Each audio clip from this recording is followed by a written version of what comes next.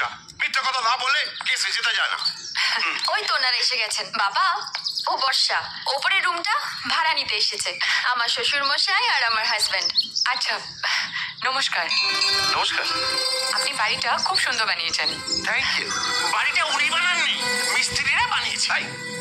মিস্ত্রিরাই বাড়ি বানায়, মিস্ত্রিরাই তাজমহল বানিয়েছে। নাম হয়েছে আরব7। বাবা, শাহজাহান, শাহজাহান। জানি জানি। মধু, তুমি ওনাকে ভাড়াটা বলে দিয়েছো তো? হ্যাঁ, বলে দিয়েছে 7,000। তুমি বরং 6,000 দিও। That's so nice of you. Thank you sir. You are most welcome. আপনি যদি বলেন তাহলে আজকে শিফট করে নেবো। আজকে কেন, এক্ষুনি করতে পারো। আমি একবার আমার হাজবেন্ডের সঙ্গে কথা বলে নিই। Sure sure. তুমি কথা বলে আসো, আমি চা বানিয়ে আনছি। ওকে, এক মিনিট।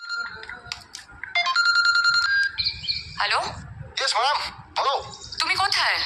এই তো, থ্যাংক ইউ। তোমার জন্য একটা গুড নিউজ আছে। আমি একটা খুব সুন্দর বাড়ি পেয়েছি, আর বাড়িওয়ালাও খুব ভালো। ফার্নিচার সহ 6,000 টাকা। Very good. এই জন্যই তো আমি তোমাকে বাড়ি খুঁজতে বলেছিলাম। আজ চরণ দাস পালের সমর্থনে বিকেল 4টেয় সেন্ট্রাল পার্কে এক বিশাল সমাবেশের আয়োজন করা হয়েছে। কাছে অনুরোধ, আপনারা দলে দলে যোগ দিন আর গাজর চিহ্নে ভোট আশ্চর্য দিয়ে তো। চরণ দাসকে এখানে প্রচার চলছে, আর সেই প্রচার তোমার মোবাইলে শোনা যাচ্ছে। চরণ দাস পালের সমর্থনে ও কিছু না, বিকেল সামনে এখন ইলেকশন তো, তাই চারিদিকে এখন দিনরাত ক্যাম্পেনিং চলছে।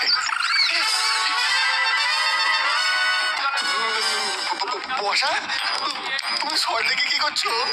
আমি তো ওই বাড়ির বাগান থেকেই তোমাকে ফোন করছি। কিন্তু তুমি কি করে জানলে আমি সল্টলেকে আছি?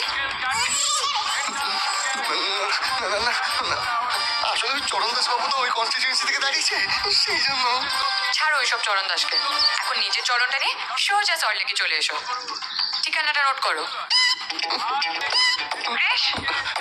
হ্যালো বসা, বলছি তুমি আমায় একটু SMS করে দাও না। আমি না লিখতে পারবো না, আমার সব কিছু কেমন কাঁপছে। আমি বুঝতে পারছি না ক্রিশ, এত খুশির খবর শুনে তোমার হাতটা কেন কাঁপছে? অদ্ভুত তো। সত্যি বলো তো, আমাকে বিয়ে করে তুমি খুশি তো? খুশি, ভীষণ খুশি। ঠিক আছে, তাহলে আমরা আজকেই শিফট করে নেবো।